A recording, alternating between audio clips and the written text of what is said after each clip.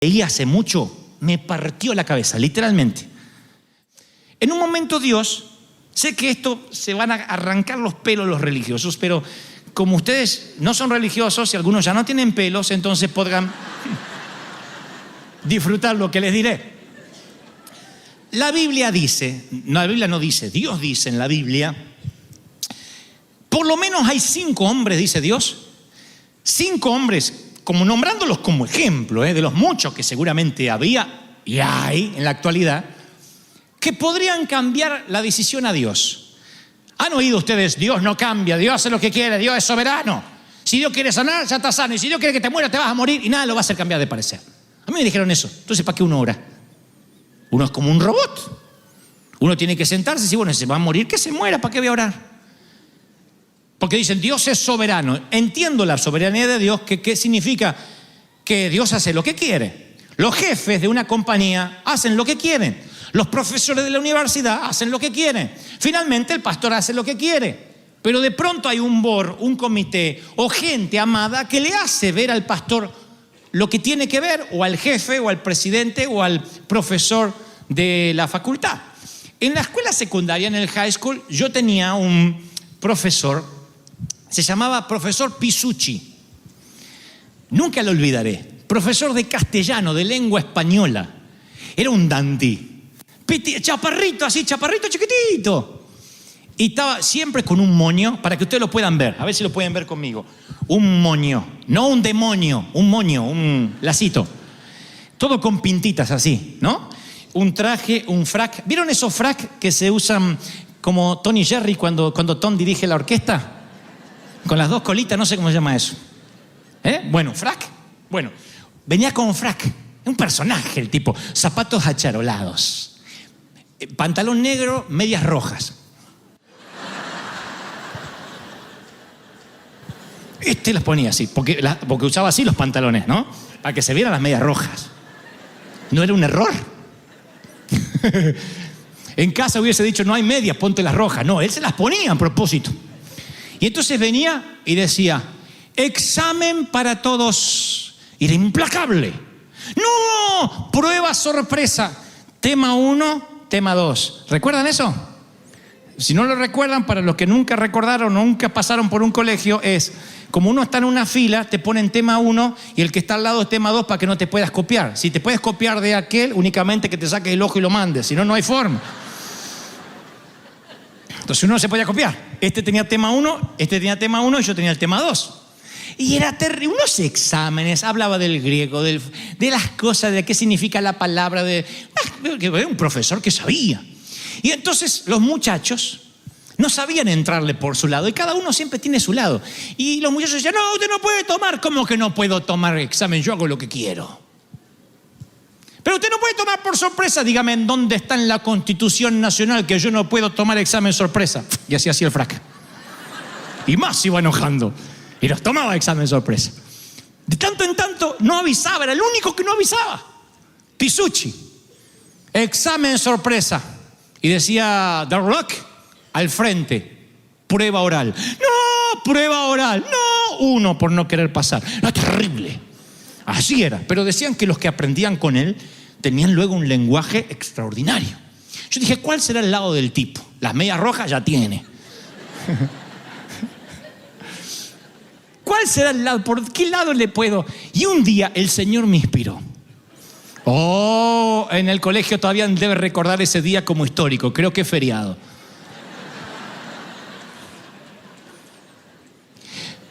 Pisucci está entrando al aula y dice, lo podíamos oler, podíamos percibir cuando se avecinaba un examen sorpresa. Y dice, examen sorpresa, y hace así con el frac.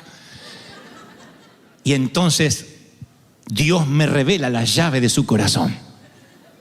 Levanto la mano y le digo, señor Pisucci, no hay pedidos de favores, voy a tomar el examen. Señor Pisucci, ¿qué quiere, Gebel?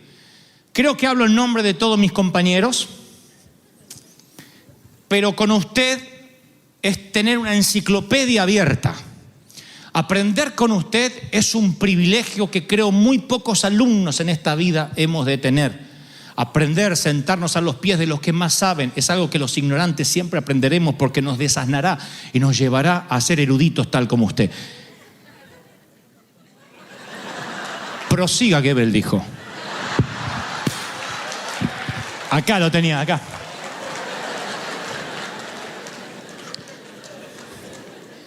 Si usted nos toma un examen hoy, sabremos pocamente, perderemos un día en que yo quería aprender de usted. Por querer poner lo que uno sabe y uno va a poner lo que se acuerda. Yo, si me dan a elegir, si yo fuera parte del directorio del colegio, elegiría sentarme a sus pies y escucharlo, aunque sea un día más. ¿Qué quieren escuchar?, dijo.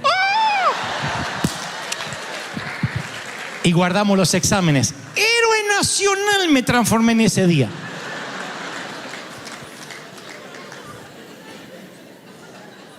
Supe cómo llegar al corazón de Pisucci.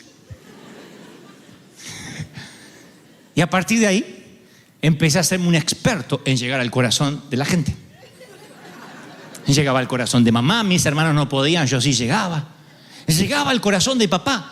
Tenía corazón. Un día se lo vi. Llegué. Y claro, llegué al corazón de Dios. Y no es por ser embustero, no es por ser un hablador. Es porque de pronto realmente yo quería aprovechar a ese hombre. Y sentía que era una pérdida de tiempo tomar exámenes. Principalmente si no era época de exámenes. Y el hombre nunca jamás volvió a tomar exámenes, excepto cuando lo dictaba la agenda, el calendario. Él no tomó exámenes sorpresas más. Él decía, amo esta clase que quiere aprender de mí. No todos me valoran. En realidad a veces hablaba tantas cosas que nos dormíamos. Pero lo importante era que él se sintió amado, dignificado, que lo queríamos oír. Y Dios en un momento dice, hay 4 o 5 así que son como Goebbels con respecto a Pisucci. Dios lo tenga en la gloria si se lo llevó. Fíjense en esto, hay un principio que está operando aquí. Dice la palabra, y esto es lo que yo dije que los predicadores, no sé si les habrá pasado por alto.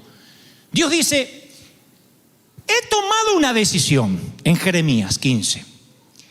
Incluso si estos hombres que les voy a mencionar vinieran a hablar sobre esta situación, no creo. Hay una versión que dice, no pienso que cambiaría de parecer. Oigo, no está hablando un rey, está hablando Dios. Dice, he decidido tomar examen. Incluso si Goebbels, dice Pisucci, me hablara, no sé si voy a suspender el examen. ¿Qué está diciendo con esa frase Pisucci? Está diciendo, yo puedo tomar examen cuando se me antoja porque soy el profesor y porque la Constitución lo dice y el colegio también. Pero al decir, incluso si Goebbels me viniera a hablar, está diciendo que Goebbels tiene una llegada a él que los demás no tienen. ¿Sí, claro lo que digo? ¿Me explico?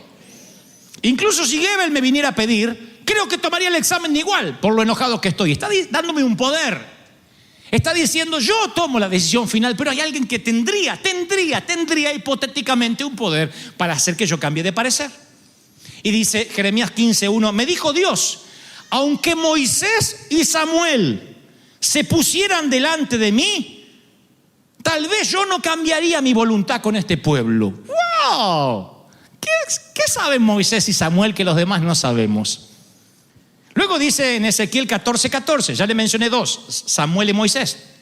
Dice, si un país peca contra mí y yo les quebranto el sustento, les quito el pan, envío sobre ellos el hambre, extermino las bestias, aunque en el pueblo estuviesen Noé, Daniel y Job, ellos únicamente librarían sus vidas. Aunque en el medio del pueblo estarían Noé, Daniel y Job. Yo igual haría lo que tengo que hacer.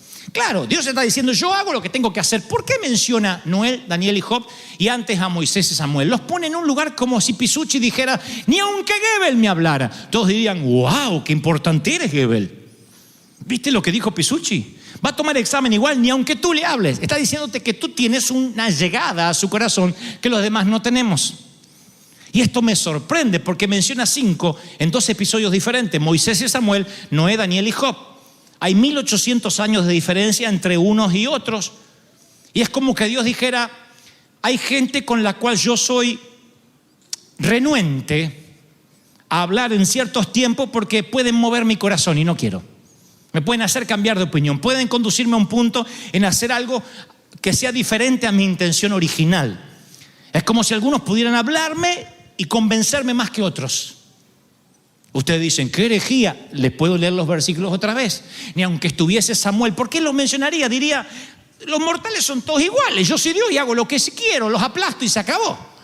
¿Por qué mencionaría a 5 personas diferentes y dijeran, aun si ellos estuvieran en el medio de la ciudad, salvarían solo sus vidas? Porque estos hombres, damas y caballeros, tienen una proximidad con Dios. La proximidad siempre altera la perspectiva, siempre. Si miras a la montaña a lo lejos, no te asombra como si la ves desde la base o te subes al pico. Cuando subes a una montaña al pico dices, ¡wow! Y cuando la miras de abajo dices, increíble. Ahora si la miras de lejos es una montaña que la puedes meter, como hacíamos los chicos, entre 2 dedos. Y tú puedes ver de lejos a Dios y decir, bueno, mi Dios es así. Otro dice, mi Dios es el tamaño de como vi al Papa en la última visita. El tamaño de como veo al pastor en un River Arena, así, flaquito. Y te llevas a un Dios flaquito porque quieres que Dios se parece a esa montaña que ves de lejos. Ahora, cuando te acercas tienes otra perspectiva. Conocí a un increíble varón de Dios que está en la presencia del Señor. Su nombre es Juan José Churruarín. Es del norte de la República Argentina. Una vez coincidimos en Miami en un viaje y le hice un pedido de oración. Y él me dijo, luego intercambiamos algunos correos, pero él me dijo, ¿sabes, querido? No necesito orar por lo que me estás diciendo, porque en el momento que me hablabas ya el Espíritu Santo me está diciendo lo que va a ocurrir. Esto es lo que va a ocurrir. Le digo, bueno, Dios quiera. No te estoy diciendo que es lo que me gustaría que ocurra, sino que va a ocurrir. Y literalmente me dijo lo que iba a ocurrir. Dice, Dios me lo está diciendo ahora. Ahora no empezó a gritar, no tembló, no se le pusieron los ojos blancos. Simplemente fue como que le iba bajando en banda ancha lo que Dios quería decirle. Y admiré a ese hombre. Y digo, ¿cómo hace este hombre para levantar el tapete así del cielo, sacar la llave y abrir?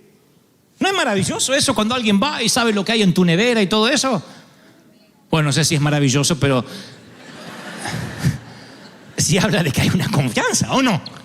Alguien que llega y sabe dónde está el baño y todo, es maravilloso. Yo digo, ¿cómo hace? Y otros dicen, me voy a tener que poner a orar, porque no sé si ella es la mujer para mi vida. ¿Y cuánto llevas orando? 44 años. Y se le está poniendo vieja la mujer, y se está poniendo viejo. Para cuando se casen va a decir, ¿para qué era que nos casamos?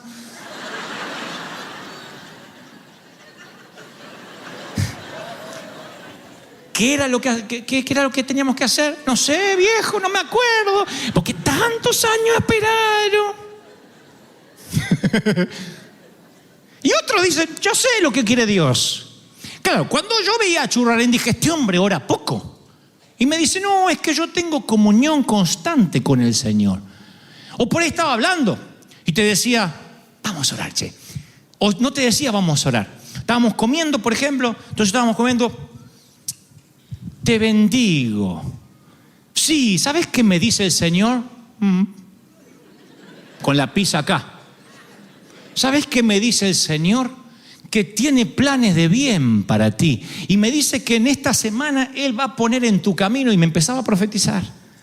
Entonces yo cuando conocí a Churruarín supe por qué Dios quizá había nombrado a estos hombres. A Noé, por ejemplo, quizás por la obediencia. Porque dice la Biblia que Noé halló gracia ante los ojos de Dios. Un tipo que construye un arca, un barco en el medio del desierto cuando nunca llovió. Eso tiene que ser alguien que obedece ciegamente. Y eso lo deja en el libro de memorias de Dios, de modo que cuando pasan los años, Dios dice, ni aunque Noé me hablara, como diciendo Pisucci, ni aunque Gebel me hablara, con su verborragia. Noé tenía obediencia. Veo a Daniel y digo, Daniel tenía una búsqueda impresionante, 21 días buscando al Señor en comunión, arriesgando su vida. Un hombre que buscaba a Dios. Lo veo a Job y veo que Dios dice de él que es un modelo, porque mientras que el mundo se derrumbaba, él levantaba un altar por sus hijos. Él nunca dejaba de ofrendar por sus hijos, de presentar holocaustos por ellos. Veo a Samuel, que es otro de los que Dios menciona, el 4.º hombre, Y veo que desde niño tenía un oído afinado para oír la voz de Dios. Nuestros chiquitos que están acá arriba oyen, aprenden a oír la voz de Dios. Aprenden a oír. Si ustedes ven la fotografía de los chiquitos, están orando y no están haciendo acting, no están actuando, realmente están oyendo la voz de Dios a su manera, a su forma. Y creo que Samuel, cuando la Biblia dice que cuando él crecía, Dios estaba con él y no dejó caer en tierra ninguna de las palabras que escuchó desde niño. Y finalmente veo a Moisés, un tipo homicida, un hombre fracasado, escondido en el patio trasero del desierto, que cuando Dios se le presenta, él se pone, dice la Biblia, que cuando sale el furor de Dios contra Israel, Moisés corre en medio de la congregación y se puso entre los muertos y los vivos y cesó la mortandad. ¡Wow! Dios está destruyendo, está enojado con Israel y está muriendo y muriendo y muriendo, y él se pone entre el último que murió y el próximo que va a morir. Se pone en el medio, y esto no es una metáfora, lo hizo, y dijo: ¡hasta aquí! Y Dios detiene la mortandad. De allí la frase: Moisés se puso entre los vivos y los muertos. ¡Wow! No se pone así: Señor, si es tu voluntad que mueran, ¿cuántos más?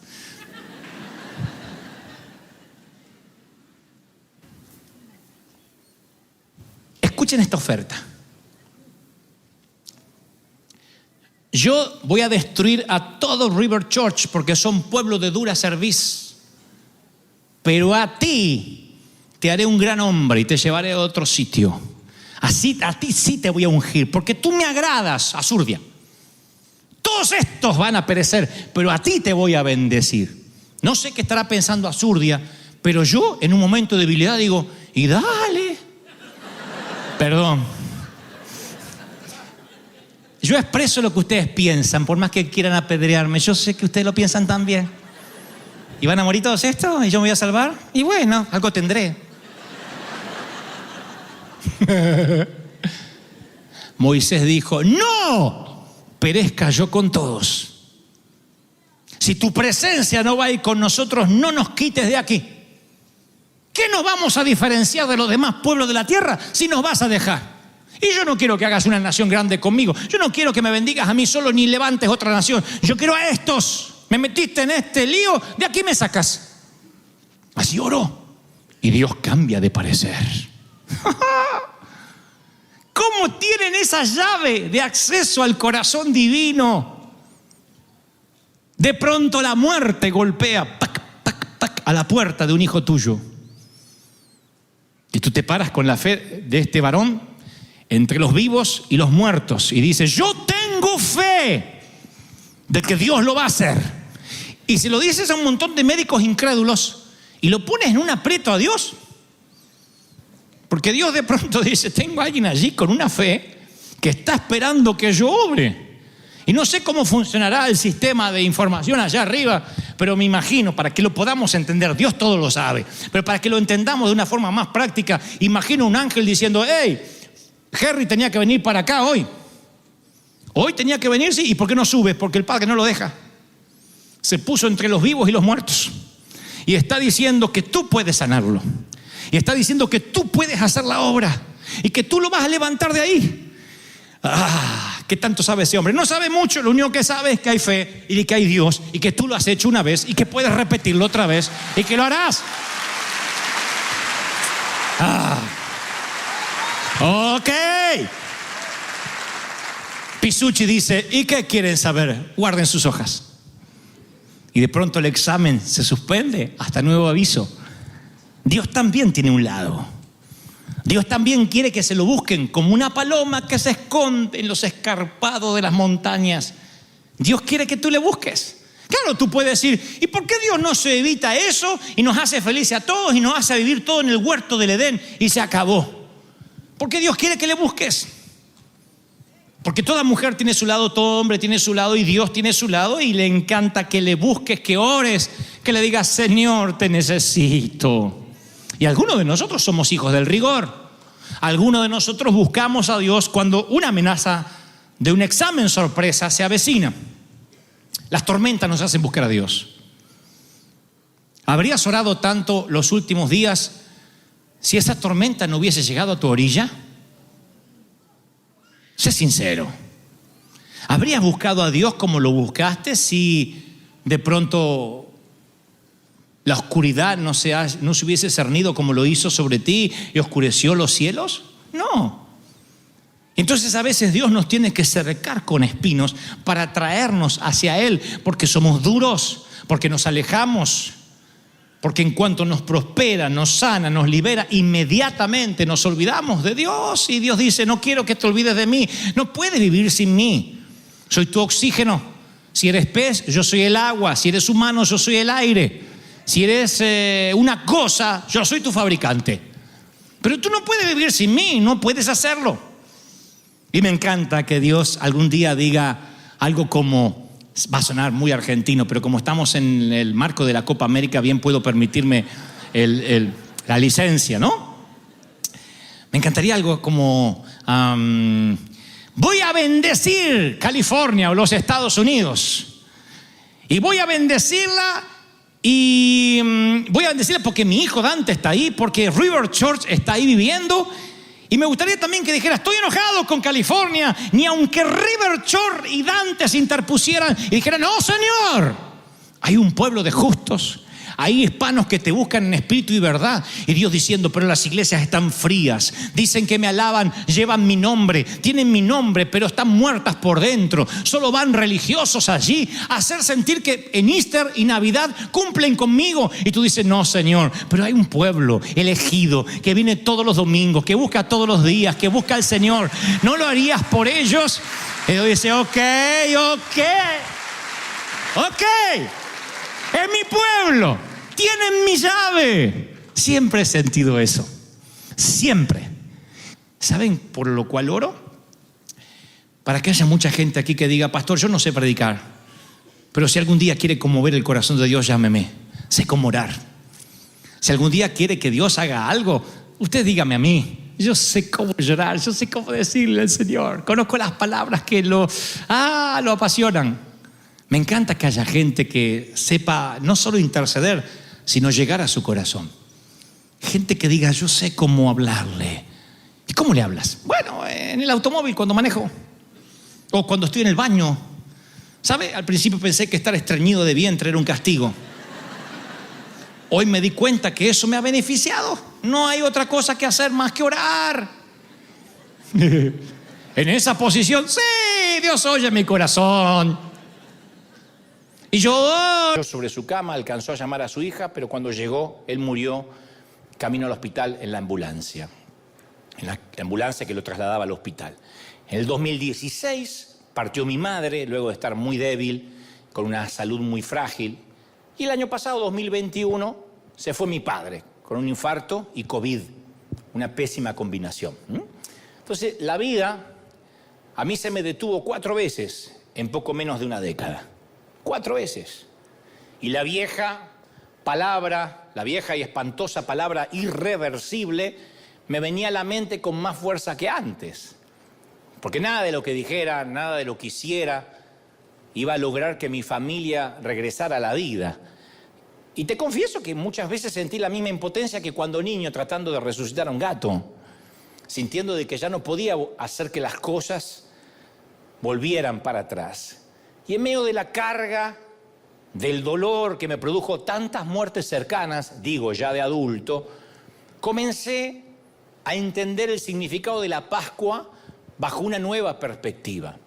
Cuando tenía 8 años, insisto, 7 años, no me acuerdo bien la edad, pero era muy chiquito, yo aprendí la dura lección de la irreversibilidad, de lo que no se puede volver atrás. Y ahora, de adulto, yo comencé a ver que la Pascua contiene la asombrosa promesa de la reversibilidad, de que sí las cosas pueden cambiar, que nada, ni siquiera la muerte es definitivo. Incluso la muerte puede revertirse, pero yo antes no lo sabía o lo desconocía. Ahora, pongámonos de acuerdo. ¿Qué significaría para mí, de los seres queridos que partieron, que uno de ellos resucitara? Mi hermano Daniel, por ejemplo. ¿Qué pasaría? Yo estaría sentado, imagino, en una capilla, aturdido después de 3 días de dolor, con la muerte agobiándome con su peso abrumador. Y de pronto, ¿cómo sería? Digo, fantaseo, si salgo al estacionamiento y me encuentro, para total sorpresa, con mi hermano Daniel resucitado. Y lo veo ahí con su andar desgarbado, su sonrisa, sus ojos pardos. Yo creo que al pensar en esto, este cuadro me ayuda a comprender qué pudieron sentir los discípulos de Jesús en la primera Pascua, cuando para ellos la irreversibilidad no iba a cambiar. Porque ellos también habían estado compungidos por 3 días.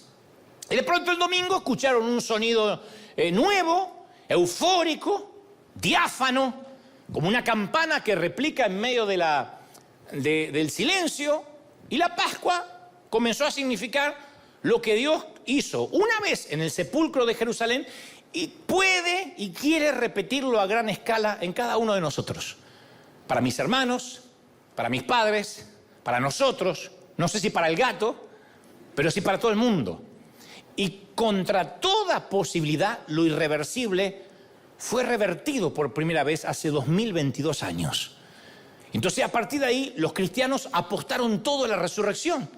Tanto que el apóstol Pablo le escribe a 1 Corintios 15, 14 y les dice: si Cristo no resucitó, vana, inútil, pueril, no sirve de nada nuestra predicación.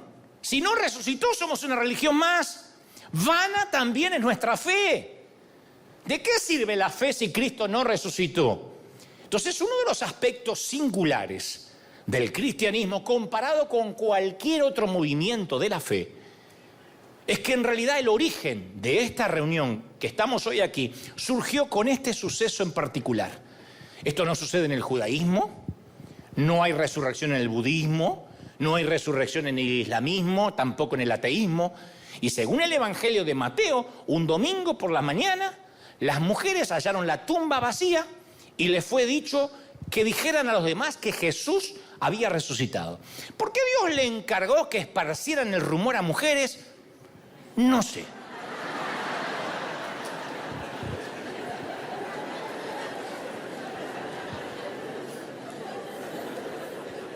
Pero el rumor tenía que correr rápido, eso sí.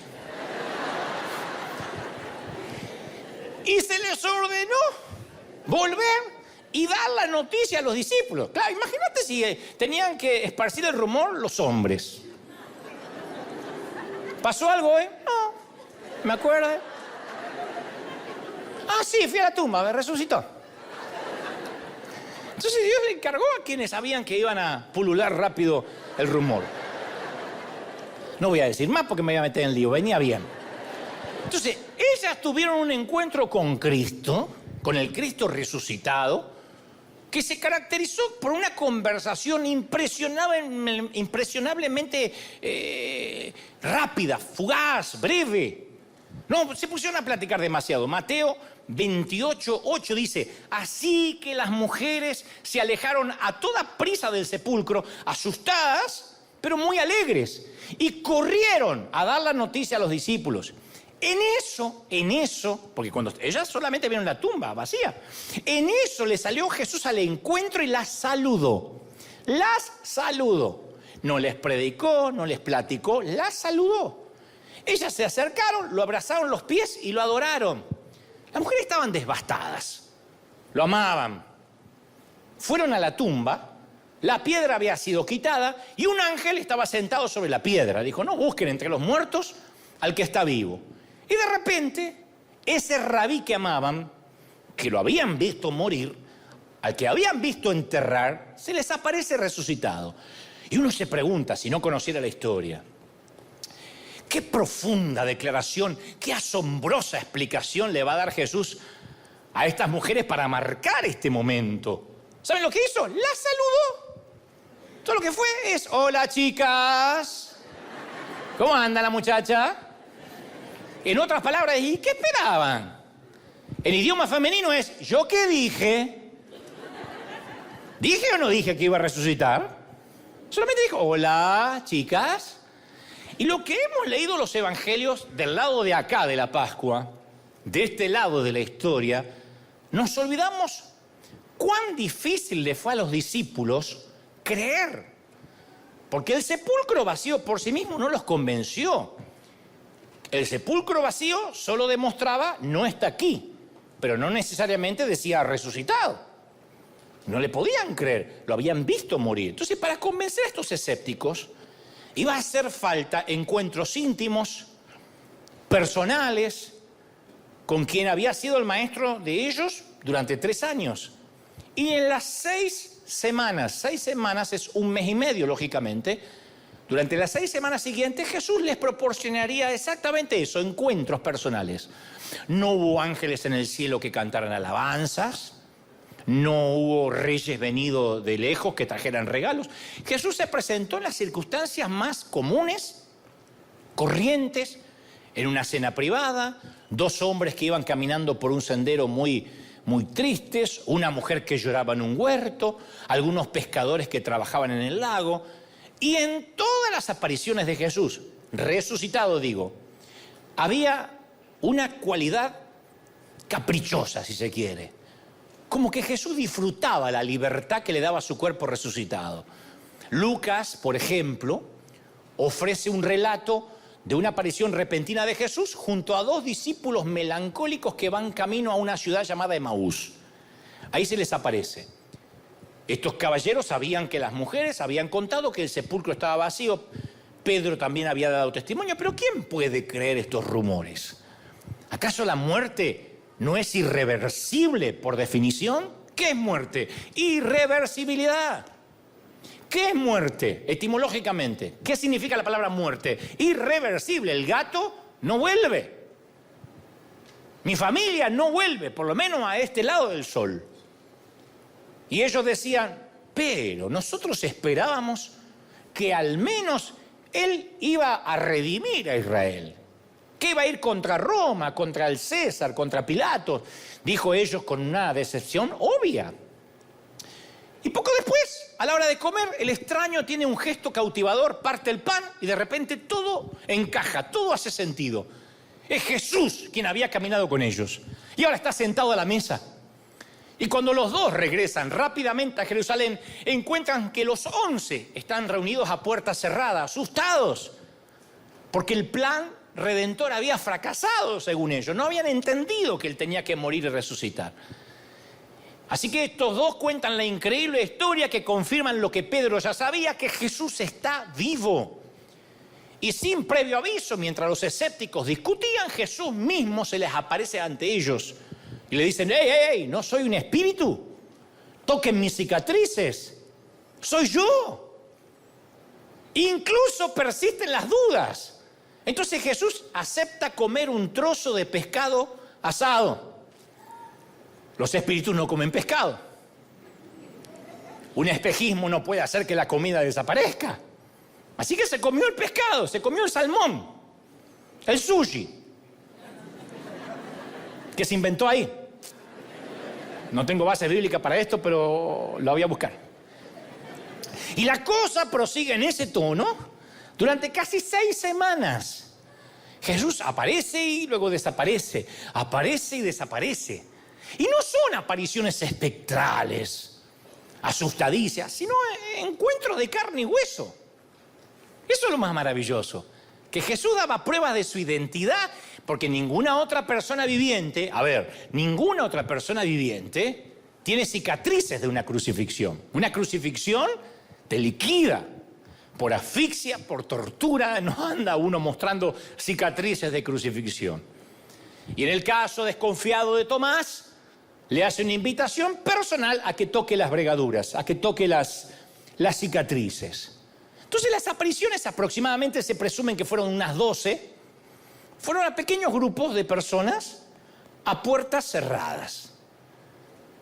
Y aunque estos encuentros privados reforzaron la fe de quienes ya creían en Jesús, no hay un solo registro que un inconverso haya visto a Jesús resucitado. Ningún no creyente vio a Jesús resucitado durante ese mes y medio. Jesús no resucitó y se fue al cielo. Estuvo 6 semanas y durante 6 semanas no se dejó ver por ningún incrédulo. Y eso es lo que a mí siempre me llenó de preguntas. ¿Por qué limitó sus apariciones a sus amigos? ¿Por qué aparecer solo ante sus amigos?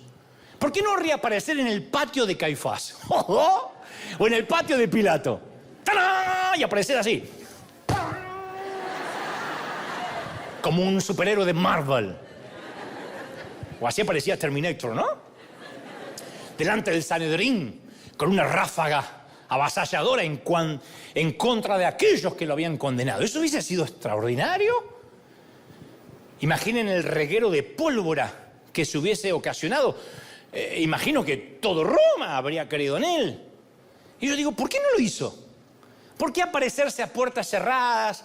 ¿Por qué no decir, acá estoy, no me pudieron matar? Hello, hello. Y bueno, capaz que la respuesta está, o tengamos una pizca de una pista, tengamos una pequeña muestra de por qué el Señor no se presentó ante todos, o entendamos su estrategia en las palabras que le dice a Tomás en San Juan 20:29. Le dice, porque me has visto, Tomás, creíste. Pero son bienaventurados los que no vieron y creyeron. Yo celebro los que no me vieron y creen. Eso vale para mí. No voy a dejarme ver. No voy a hacer que todo el mundo me vea. Si me ven es fácil creer. No, yo quiero que crean sin verme. Y en el lapso de 6 semanas entre la resurrección y la ascensión, entre que se fue al cielo, Jesús presentó de manera tan obvia su identidad que ningún discípulo se atrevió a negarlo. De hecho, jamás nadie lo hizo. En resumen, todo aquel que vio a Jesús resucitado perdió la libertad de elegir entre creer y no creer. Si ya lo vio resucitado, se acabó la disyuntiva, ¿creo o no creo? Se terminó. Jesús se volvió irrefutable, indiscutible, ¿lo vieron? No tenían que usar más la fe. Incluso Santiago, el hermano de Jesús, que siempre ponía obstáculos, que le costaba creer que su hermano, con quien había compartido el patio de juegos y juegos de fútbol, ahora era el Mesías, y siempre estaba dudando, se rindió después de las apariciones, al punto que se convirtió en el líder de la iglesia en Jerusalén, y según Josefo, gran historiador, murió como uno de los primeros mártires cristianos. Se hizo matar por Jesús, porque lo vio. Pero Jesús dijo, porque me has visto, creíste. Estos pocos privilegiados difícilmente podían darse el lujo de no creer. Sí lo habían visto. ¿Y qué pasó con los demás? ¿Qué pasó con los que no lo vieron? ¿Qué pasa con nosotros que no lo vimos? Que todo lo tenemos que creer en fe. Tú dices, bueno, a ver, que Jesús se me aparezca y ya está, y yo creo. Ah, mira qué fácil. No, lo que yo pido, ¿quién no ha mirado el cielo alguna vez y le dijo, Señor, una señal, un angelito, algo, que asome un dedo? Así creo. No, las señales siguen a los que creen no siguen las señales. Y el Señor dice, bienaventurado el que no viendo cree. ¿Por qué Jesús tendría esta estrategia? Siempre me lo pregunté, insisto, ¿por qué no apareció gigantesco en la plaza de Jerusalén? Como Thor, con un martillo. Y entonces todo el mundo postrado de rodillas. No, porque él no quería ser un señor feudal. Él no quería parecerse a lo que creían los griegos que eran sus dioses. Él quería que la iglesia se sostenga, o fracase en todo caso, sobre el fundamento de cuán persuasivos iban a ser estos pocos testigos oculares para convencer a todo el mundo. Jesús dispuso en 6 semanas, en 1 mes y medio, dejar establecida su identidad para todos los tiempos hasta 2022 años después. Jesús cambió a un grupo vacilante de seguidores pusilánimes de poco fiar en valientes evangelistas. Cambió a 11 hombres que lo habían abandonado a la hora de su muerte, de manera que fueron ellos a su propia muerte, como mártires, confesando su fe en un Cristo resucitado. Esa es la prueba más convincente de la resurrección. Si estos tipos cambiaron es porque lo vieron, es porque lo tocaron, es porque estuvieron con Él. Por eso revolucionan el mundo. Alguien tiene que aplaudir más que eso, ¿sí o no? Ahora, ¿qué otra cosa cambiaría o explicaría un cambio tan radical en estos tipos? En hombres conocidos por su cobardía, por su inestabilidad. ¿Qué otra cosa los cambiaría que no sea estuve con él? Pero el Señor sigue y mantiene la frase bienaventurados, felices, afortunados, quienes no vieron y creyeron. Pregunto, ¿quiénes nunca vieron a Jesús? Levanten su mano como señal. ¿Dudan? No me diga que alguien lo vio. ¿Quiénes? A mí me ponen en el Facebook a veces, porque hay tantas fotos tuyas y ninguna de Jesús. Porque no hay, condenado. Si hubiera las pondría. Y los que no lo vimos, creemos. ¡Aleluya! Ahora, excepto por unas 500 personas a quienes se les apareció, 500, se presume que fueron 500 personas. Excepto por esas 500 personas al que se les apareció Cristo resucitado, todos los cristianos que han existido desde esa época a la fecha, caemos en la categoría bienaventurado.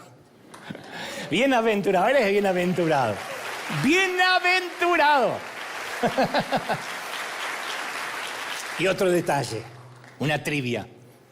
Yo digo siempre, porque parece trivial, pero es importante. ¿Por qué Jesús conservó sus cicatrices de la crucifixión? ¿Por qué? Porque, a ver, es de suponer que pudo haber tenido cualquier cuerpo que quisiera y sin embargo escogió uno que resultara identificable. Es un cuerpo que conserva hasta hoy, se supone que esas heridas todavía las tiene. Un cuerpo glorificado, pero con las heridas. Yo creo que el relato de Pascua quedaría incompleto sin esas cicatrices en sus manos, en los pies y en el costado de Jesús. Porque cuando los seres humanos soñamos con el cielo, lo hacemos con una hilera perfecta de dientes. Nadie se sueña a sí mismo en el cielo cayéndosele un diente, con caries. Suena que tiene los dientes como piano.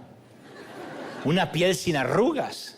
Nos imaginamos con cuerpos ideales, perfectos. ¿O no, damas? ¿Cómo se imaginan en el cielo? ¿Quién se lleva la celulitis para allá? Nadie. De hecho, yo no quisiera tener estas manos allá arriba. Las manos que en la carpintería de mi padre se lastimaron y tengo cicatrices y durante mucho tiempo yo las ocultaba. Entonces yo no quisiera llevarme estas manos arriba, quisiera tener otro tipo de manos, más perfectas.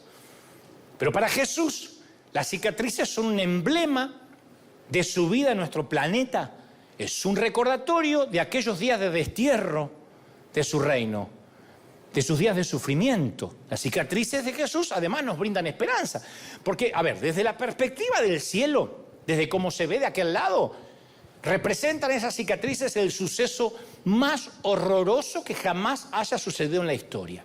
Si tus hijos tienen algunas cicatrices, cada vez que se las ves, recuerdas ese momento, que por qué me descuidé, que porque justo cuando salí, cuando se pegó contra el grifo, cuando se cayó. A veces, yo tengo una marca aquí, no se ve demasiado, pero el mismo Doberman, qué perro que teníamos, ahora estoy pensando. El mismo Doberman que pasó a mi gato a mejor vida, yo le fui a sacar un hueso mientras que estaba comiendo y me mordió la cara, los colmillos, y la carita era tan chiquita que entré dentro de la boca del Doberman. Entonces me hizo una cicatriz, tuvieron que hacerme 16 puntos aquí que hasta la fecha yo tengo. Así que lo cierto es que cuando llegue al cielo no me busquen por la cicatriz porque no la quiero tener. Lo que menos me quiero acordar es del Doberman allá arriba. ¿Por qué Jesús querría acordarse del dolor? Pero debido a la Pascua, uno espera que las lágrimas que derramamos, los golpes que recibimos en la vida, el dolor emocional, la tristeza por los seres queridos que hemos perdido, todo esto se convertirá en recuerdos como las cicatrices de Jesús, porque las cicatrices nunca desaparecen por completo, pero no duelen. Las cicatrices no duelen, solo están ahí. Y si están ahí, es porque el Señor te dice, no te avergüences de llevarlas, porque yo te tengo esculpido en mis muñecas y tatuado en mi costado. No te avergüences de los dolores, de lo que has pasado. ¡Aleluya! No te avergüences.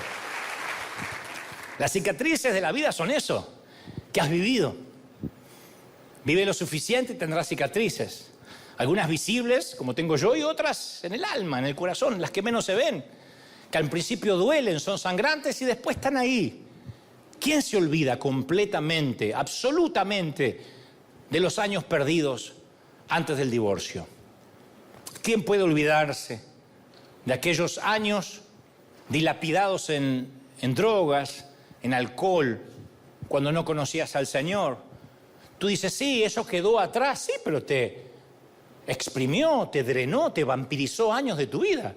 Y esos son cicatrices que quedan allí, recordándote de dónde saliste, de dónde Dios te sacó.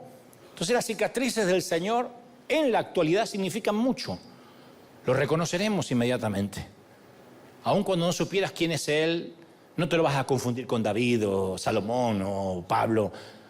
Lo reconocerás porque es el único que en los cielos todavía tiene cicatrices, todavía tiene recuerdos de su paso por el infortunio de la tierra, por los días de destierro. No te avergüences de tus cicatrices, de la vida que te tocó vivir, de tu infancia, de los años más tristes. Tiene que ver con un propósito. Eso es lo que más me llama la atención de la resurrección del Señor, que le apareció a unos pocos en vez de a todos y que conservó las cicatrices. Yo lo hubiese hecho de manera diferente, por eso no soy Jesús. Pero el Señor lo hizo de esa manera, una estrategia magnífica, para que crean y sean bienaventurados los que no vieron. Y otra cosa que siempre me llama la atención es que en el mundo antiguo había una amplia variedad con respecto a lo que sucede o sucedía después de la muerte. Algunos pensaban que la vida se apagaba como una vela y ya está, te comen los gusanos. Otros creían en un lugar llamado Hades, que iban a morir los espíritus que fallecían y allí llevaban una existencia sombría, triste. Y el camino al Hades corría irreversiblemente hacia una misma dirección. Los seguidores de Jesús creían que Él era el Mesías, pero que era un Mesías que derrocaría en una revolución cual Che Guevara a Roma, que introduciría el reino de Dios, que derrocaría a Pilato, que se sentaría en ese trono pueril, en ese trono terrestre. Pero Jesús se muere. Y Roma seguía siendo Roma y el César seguía acuñando las monedas con su cara, con su esfinge. Entonces cuando sucedió esto, que él lo había anunciado, ninguno de los seguidores dijo, ay, ya está, quédense tranquilos muchachos, él lo anunció. El plan está conforme, él lo hizo. Esto es conforme Dios lo planificó. Nadie dijo eso. Se quedaron descorazonados, desalentados, desilusionados, desengañados, desanimados. Y de pronto, ¡pac!, ya no lo estaban, porque vieron una tumba vacía. Lo que daba a entender que las apariciones de Jesús no eran alucinaciones suyas, ni que era un empacho de tacos, ni que habían tomado demasiado tequila. Simplemente Él estaba vivo. Vieron una persona viva. De modo que la tumba vacía no se debía al robo del cadáver. Recordaron que Jesús les había dicho antes de morir, ha llegado la hora de que el Hijo del Hombre sea glorificado. Ciertamente les aseguro que si el grano de trigo no cae en la tierra y muere, se queda solo, muere como grano. Pero si muere, produce fruto, o sea, si cae en la tierra, si no queda solo como grano. Si cae en la tierra, produce mucho fruto. Y el que se apega a su vida la va a perder. En cambio, el que aborrece su vida en este mundo, la conserva para la vida eterna. Juan 12:23. Y recién ahí a los tipos les empezaba a caer la moneda. Se ve que eran medio hispanos como nosotros. Y dijeron, ¿lo entendieron? No estoy insultando tu inteligencia. Dije nosotros, sí que yo me estoy metiendo. Una vez escuché que hubo 2 tipos de revoluciones en la historia de la humanidad. Solo 2. Solo 2 fueron las que cambiaron la vida humana en el planeta de modo irreversible y permanente. La primera, cuando alguien empezó a cultivar la tierra, porque hasta ese tiempo los seres humanos habían sido nómades, cazadores, vivían el día a día, se movían de lugar a lugar tras las presas vivas. No había un solo sitio al que pudieran llamar casa, ni uno.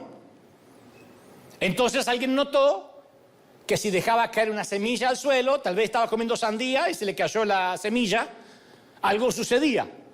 La semilla se volvió una planta, eventualmente un árbol y produjo fruto. Logró su destino. Pero eso no hubiese ocurrido si la semilla no hubiera muerto primero. En algún momento, un ser humano empezó a notar eso. Sucedió hace tanto tiempo que ya no sabemos quién fue el genio y aparte no había redes sociales para sacarse un Instagram. Acabo de enterrar una semilla, no había. Arrojar deliberadamente algo comestible a la tierra parecía insensato, pero alguien lo hizo y ¿qué pasó? Brotó vida. Y los seres humanos se dieron cuenta que ya no tenían que vivir tras una presa, que podían tener aldeas, pueblos, artesanías, arte, arquitectura, herramientas, civilización. Habría un hogar. A menos que un grano de trigo caiga en la tierra y muera, sigue siendo solo un grano de trigo solitario, pero si muere, será una rica cosecha. Esa fue la primera revolución. La segunda revolución, esta vez conocemos el nombre del revolucionario. Sabemos dónde vivió, sabemos cómo vivió. Sabemos lo que enseñó, sabemos cómo murió. Y Jesús dijo, esta es la forma que funciona la vida. Debemos estar dispuestos a sacrificar algo para que alguna vez ese algo llegue a ser lo que se supone que sea. Sin sacrificio no hay cosecha. No te olvides esto, tuitéalo. Sin sacrificio no hay cosecha. Solo que en este caso no se trata de semillas, se trata de nosotros. Entonces, el domingo de Pascua fue liberada la esperanza, no la esperanza de que la vida te va a resultar siempre bien. Se nos van a morir los seres queridos, los gatos, los padres y los hermanos. Pero esto significa de que si Él resucitó, para que resucite algo, para que cobre vida, tiene que morir primero. Nosotros decimos, qué bueno la resurrección, pero tuvo que haber una cruz para que hubiera una resurrección. No le quitemos el poder a la cruz. Entonces, para que haya una resurrección en tu vida y en la mía, hay que morir al egoísmo, hay que morir al pecado, hay que morir al temor, hay que morir a la codicia, hay que morir a ser devoto de la Virgen del Codo, hay que morir a muchas cosas. No podemos celebrar la resurrección si no entendemos el significado de la cruz. No podemos decir, ¡qué lindo! Brotó una cosecha. Sí, pero alguien tuvo que sembrar, alguien tuvo que morir, una semilla tuvo que morir. Y muchos entendieron ese significado. Por eso tras la resurrección estaban dispuestos a dejarse matar los discípulos. No se les hizo la vida más fácil. Uy, resucitó, ya está. El evangelio ahora es pim, pim, papá, pipi, pipi, pepe, pepe, porque resucitó. No, vamos a dejarnos matar si es necesario. Entendieron que para que hubiera una resurrección tenía que haber una cruz. Sin cruz no hay resurrección. Sin muerte no hay vida. No podemos saltear la cruz e ir directo a Pascua. No se puede. Eso es comprar huevos y conejos. Tenemos que pasar por la cruz. Un emperador llamado Constantino, emperador romano, que nunca vio la cruz como un emblema de sufrimiento. Lo vio como un tótem mágico para tener victorias. La visión de la cruz que tenía el emperador no lo llamaba a morir, sino a conquistar.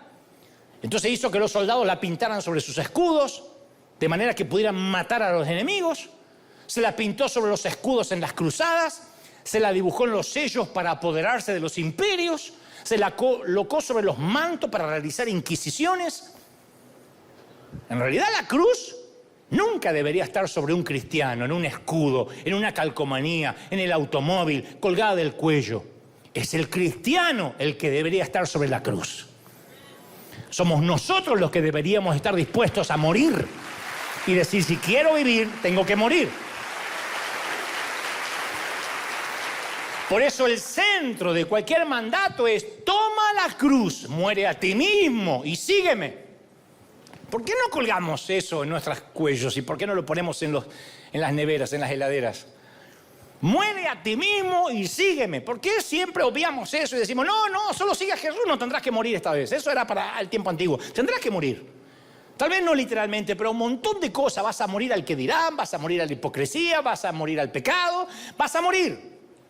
La cruz es un recordatorio que algo en nosotros tiene que morir si queremos celebrar la resurrección. De otro modo, somos religiosos coleccionando huevos de Pascua.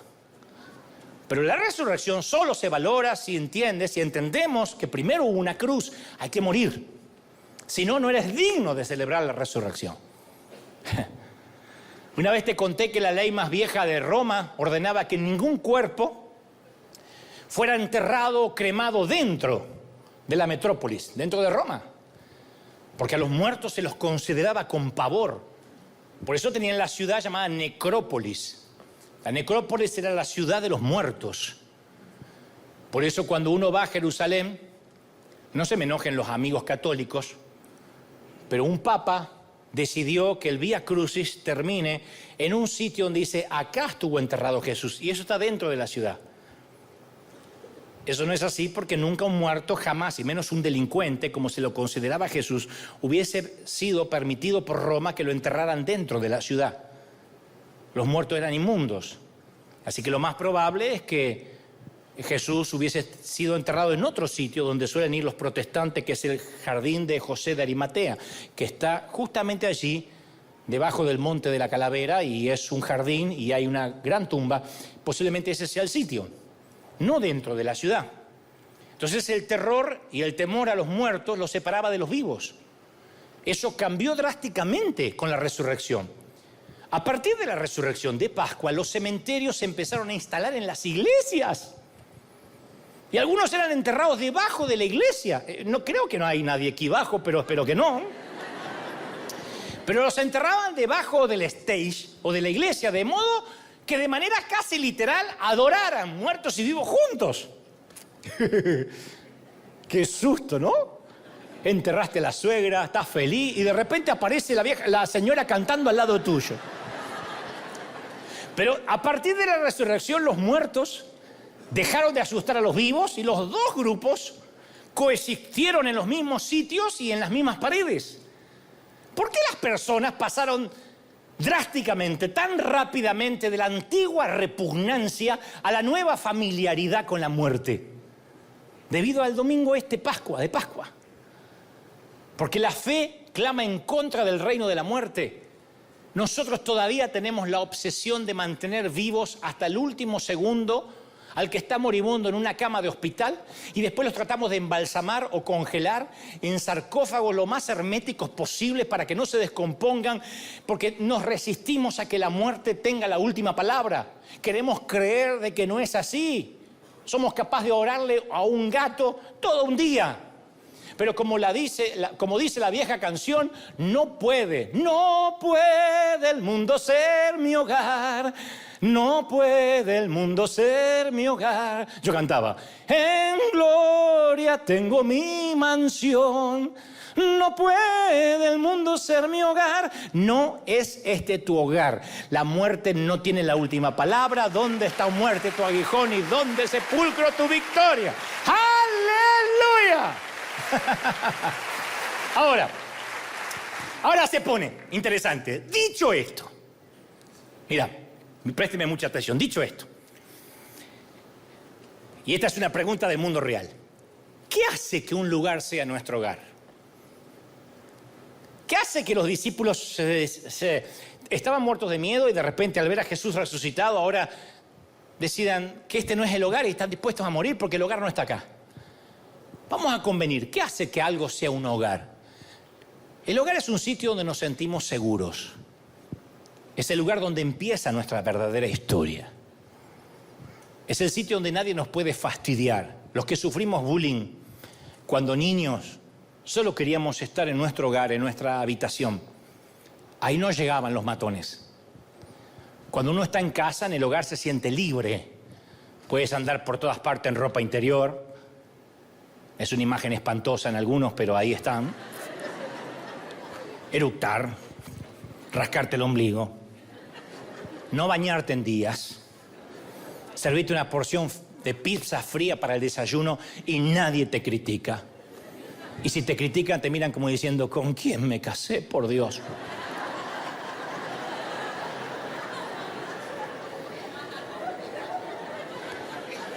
La mujer dice, no puede ser, Señor. Esto es irreversible.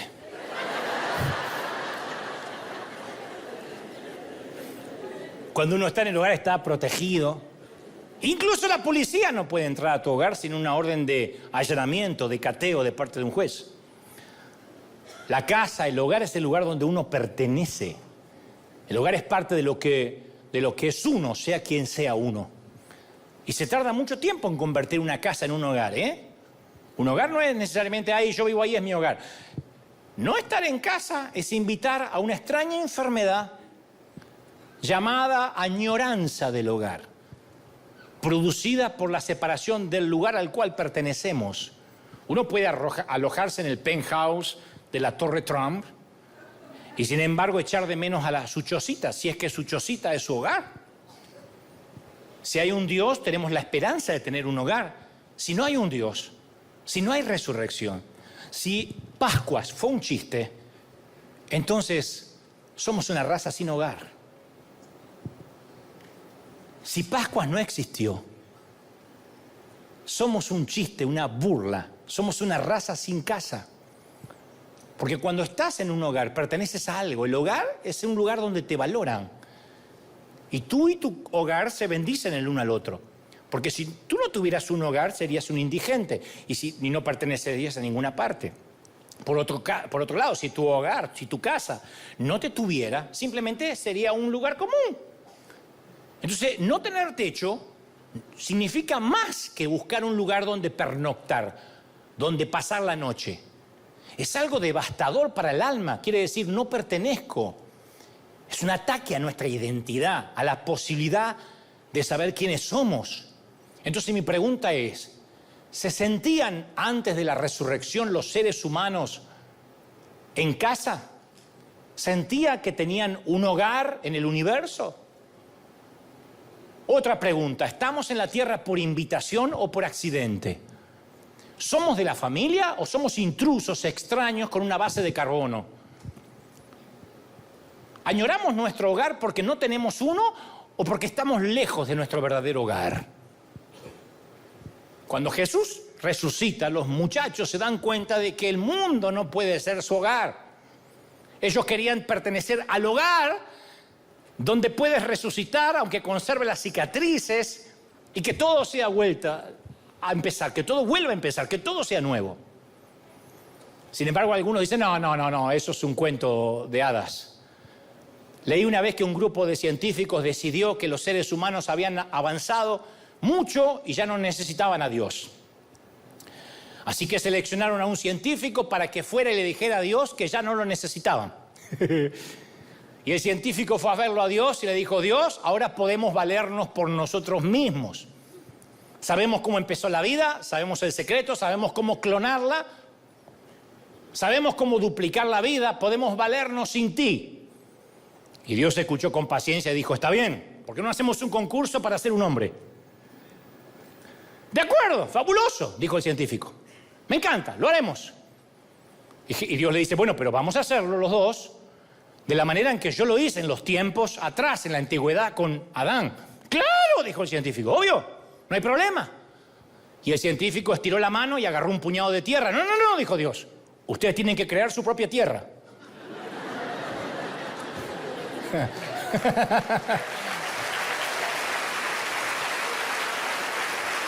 Y ese es el truco.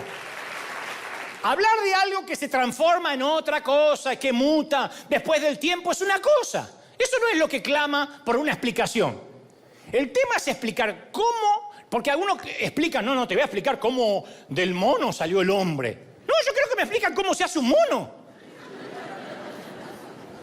¿Qué me importa que me expliquen? ¿No ves qué parecido que es el abuelo al mono? Sí, pero ¿cómo salió el mono? El truco es cómo se pasa de la nada a algo. Cómo de la nada se convierte en algo. Si no hay Dios, no hay casa. Y debido a que nuestra casa está tan relacionada con nuestra identidad, nos apegamos a ella. Mira, yo me crié en una casa, toda mi vida, en esta casa en Billinghurst. En los suburbios del partido de San Martín, Buenos Aires, una casa blanca con reja celeste, está intacta.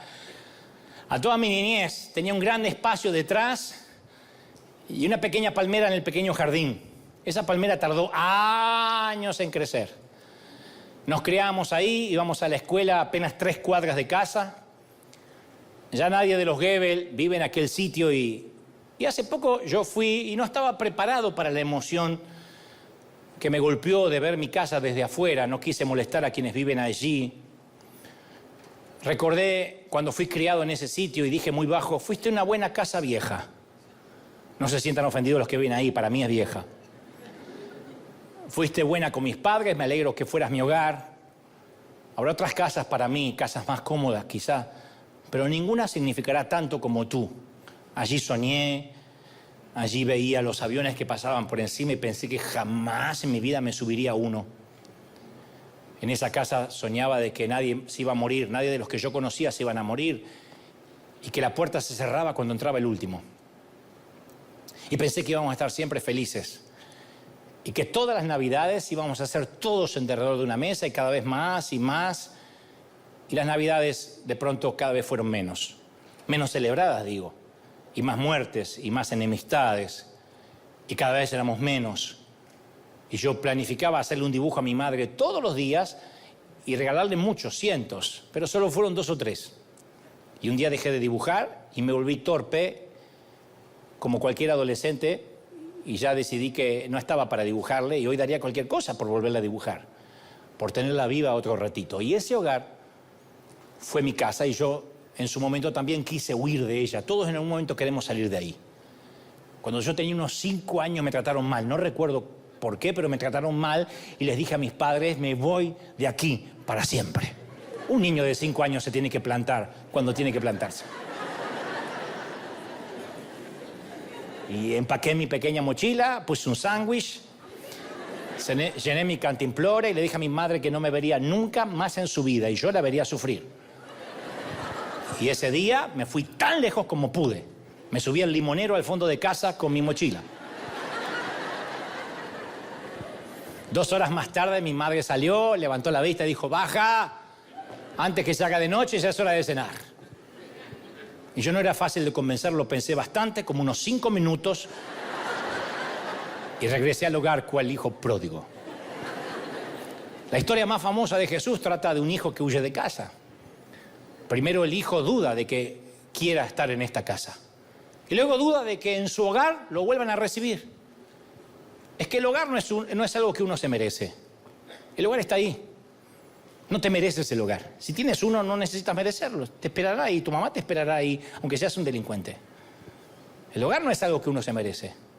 Y Jesús estaba diciendo que la historia de la raza humana es la historia de un fugitivo sin hogar y de un padre que sigue esperando que su hijo vuelva a casa. ¿Alguna vez le preguntaste a qué Dios le llama casa? Jesús dio una pista. Él dijo, el que me ama obedecerá a mi palabra. Juan 14, 23. Mi Padre lo amará y haremos nuestra vivienda en Él. O sea que hasta que lleguemos a casa, Él decide vivir en nosotros. Él hace una vivienda en tu corazón hasta tanto vayamos allá. Por eso uno se dejaría matar por el Señor, porque Él vive aquí. No veo a Jesús en tu Facebook. Está aquí, ganso, aquí. Está aquí, dentro.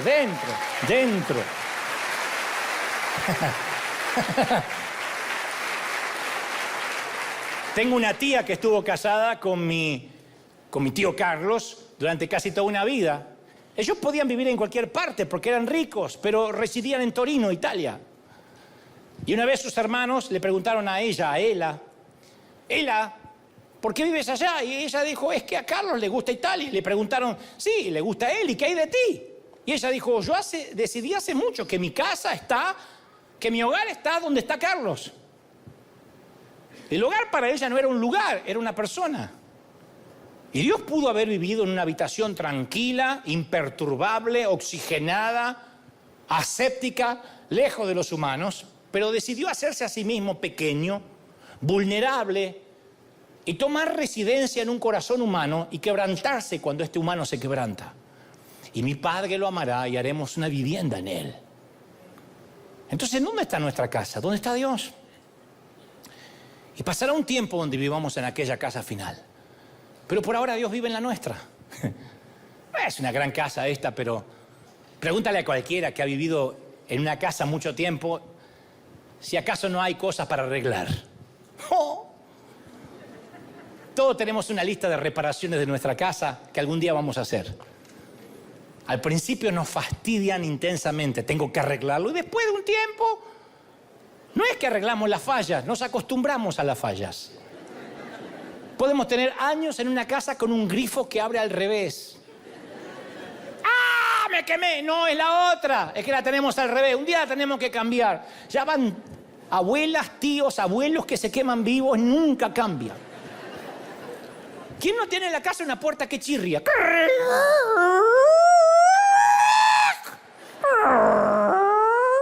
¿Cuándo la vas a cambiar en tu vida? Un sillón apestoso que un día vas a retapizar. Es apestoso, apesta. Alguien te lo tiene que decir. Apesta el sillón y quien se sienta encima del sillón. Sillas abandonadas en el patio, junto a una parrilla que nadie usa, un sótano que nadie se atreve a entrar, un garage que hay que serpentear entre las cosas. Y no lo notamos. Y lo mismo sucede con esta vivienda, con nuestro corazón. No lo notamos, pero Dios sí lo nota. Y Él dice, no importa, yo viviré ahí. Aunque chirrien tus puertas, aunque tus grifos no funcionen, yo viviré ahí. Porque esta no es la casa final, nos vamos para otro lado. Por eso las Escrituras dicen que no debemos permitir que nuestras almas se involucren tanto, así dice Hebreos, en lo que llamamos mundo. El escritor de los Hebreos dice que los héroes de la fe sabían esto. Ellos no estimaban ningún lugar de acá como su casa. Se consideraban extraños y peregrinos. No obstante, esto no se debía a sí mismo, que eran personas sin techo, indigentes. Eran personas que independientemente que vivieran en un caserío, en una villa de emergencia o en Beverly Hills, su casa estaba en otro lugar. Y Jesús dijo en Juan 14:1, no te angusties, confía en Dios, confía también en mí. En el hogar de mi Padre hay muchas viviendas. Si no fuera así, ya te lo habría dicho. Pero yo voy a ir y te voy a preparar una vivienda. Te voy a preparar un lugar. ¡Qué mejor! Esa será nuestra casa, no el sueño americano, el sueño divino. Entonces, la resurrección, ¿dónde me lleva? A casa. El saber que Jesús resucitó significa de que la muerte no será irreversible, ni siquiera para mí. Iré a casa. Poncio Pilato puso una guardia en la tumba para que vigilara el sitio porque creía el tonto tener el control. Quería asegurarse que nada pasara, que nadie quitara el cadáver, pero no sabían que la muerte no era una derrota. Jesús murió, se nos asegura, por nuestros pecados, para que no hagamos esos torpes esfuerzos por mejorar nuestra casa. No podemos. Uy, ahora me convertí, voy a tratar de dar más, de dar mi diezmo, de hacer suficiente buenas obras, de cuidar la doctrina. En cuestiones del corazón eres un pésimo handyman. Tú no puedes arreglar una puerta que chirría, vas a arreglar tu corazón. Fue Él que puso las cosas en orden entre el Padre y nosotros. El día de la resurrección llegó, es el día que los prisioneros del faraón quedan libres. Es el día cuando el pueblo llega a las montañas y las montañas tiemblan y los ríos se abren y el pueblo entra a la tierra prometida. Es el día cuando las muchachas del harén como Esther enfrentan a reyes poderosos. Es el día cuando los profetas como Jonás son depositados en un puerto marítimo por un pez gigante. Es el día cuando las piedras se quitan. Es el día cuando un carpintero y un Galileo resucita y vuelve a la vida y nos da vida a nosotros. Alguien tiene que creer esto, diga amén, amén.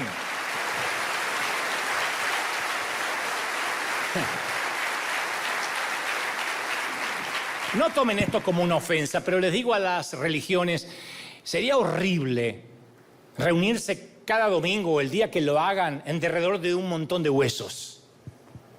Sería espantoso fundamentar la fe sobre una tumba. Aquí tenemos las cenizas de nuestro profeta. ¿De verdad? ¿Su fe está sobre cenizas? ¿De verdad un montón de huesos les da fe? Porque si nuestro Cristo no hubiese resucitado, seríamos una raza sin hogar. Y hay gente que me cuesta creer que digan, no, es que Dios, no tengo pruebas de que Dios existe. Una mujer llamada Inés fue a un salón de belleza para que le hicieran la manicura en sus uñas. Y cuando la empleada empezó el trabajo, entabló una muy buena conversación con Inés. Y cuando tocaron el tema de Dios, la cosmetóloga dijo, yo no creo que Dios exista. ¿Por qué dices esto?, preguntó Inés. Bueno, uno simplemente tiene que salir a la calle para darse cuenta que Dios no existe. Si Dios existiera, ¿por qué hay tantos enfermos y hospitales repletos? ¿Por qué hay niños que se mueren de hambre, abandonados? Si Dios existiera, no habría sufrimiento ni dolor. No puedo imaginarme que yo pueda amar a un Dios que permite estas cosas. E Inés se quedó pensativa un momento, me consta. No quiso responderle para no iniciar una discusión. La cosmetóloga terminó su trabajo y se fue. Y apenas Inés salió del salón de belleza, vio una mujer en la calle, con el pelo largo, revuelto, sucio. Estaba mugrosa y desarreglada. Así que regresó, entró al salón de belleza de nuevo y le dijo a la empleada, ¿sabes una cosa? Las cosmetólogas no existen. ¿Por qué? Yo estoy aquí, acabo de arreglarte tus uñas, yo sí existo, nena. No, las cosmetólogas no existen, porque si existieran no habría gente con el pelo sucio, no habría gente con el aspecto tan desarreglado como la señora que está afuera. Y entonces la empleada dijo, pero las cosmetólogas existimos, querida. El problema es que la gente no viene a verme. Exacto.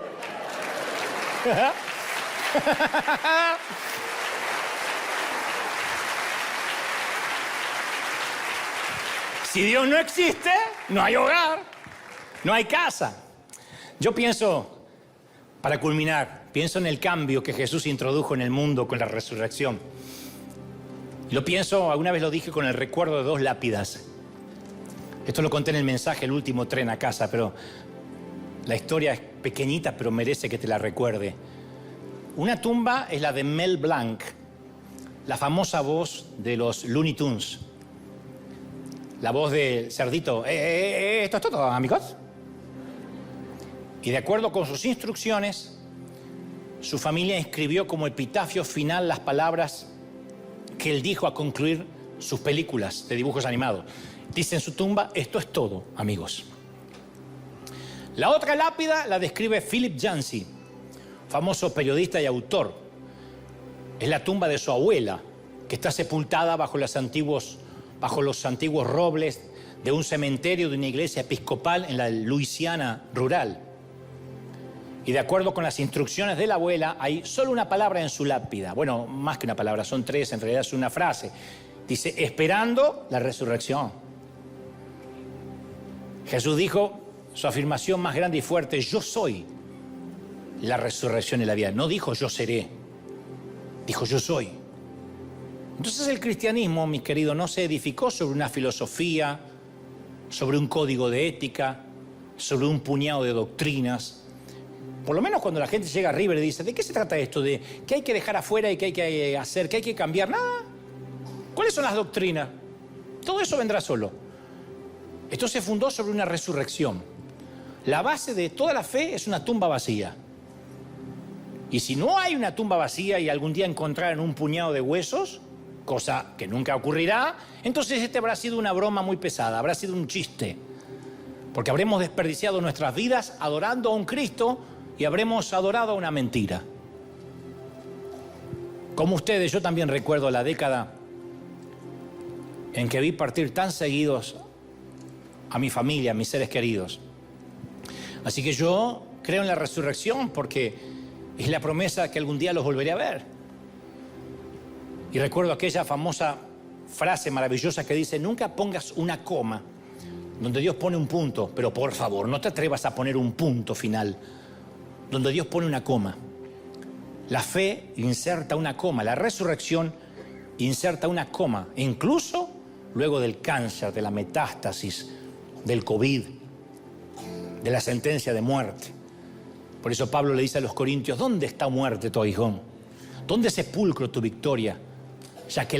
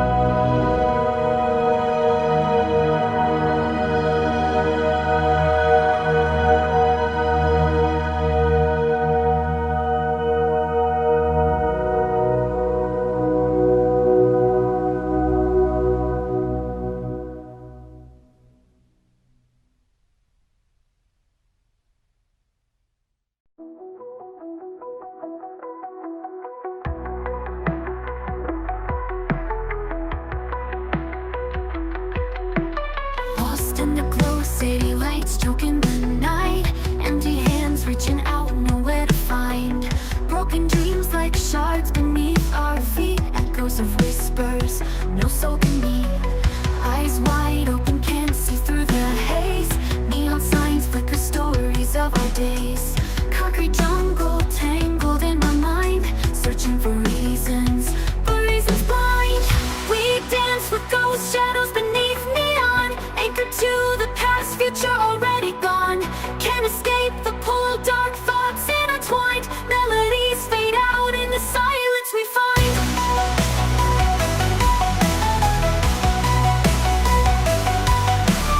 Rain falls hard, washing away our sins. Memory fragments, where do we begin?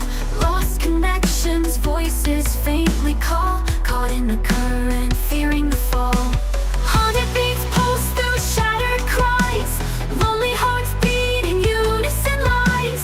Sit scream louder, drowning out the pain.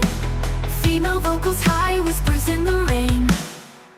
We dance with ghost shadows beneath neon, anchored to the past, future already gone. Can't escape the pull, dark thoughts intertwined. Melodies fade out in the silence we find.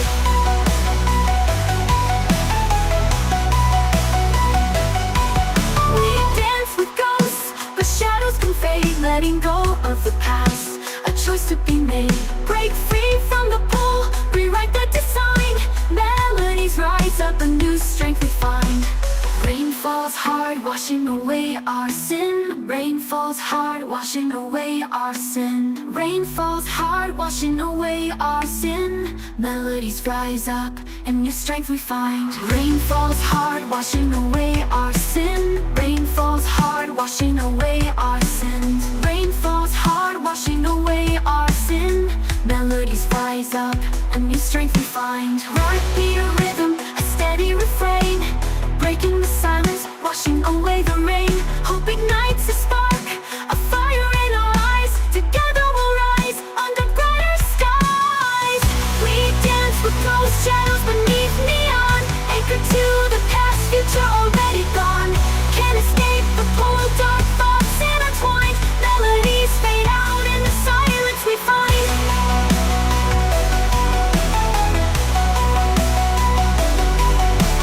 Sunrise paints the building streaks of gold, a chance to break free, a story untold. Maybe this heartache won't hold me so tight. Maybe a new day can set things right. Haunted beats pulse through the steady refrain. Letting go of the past, a choice to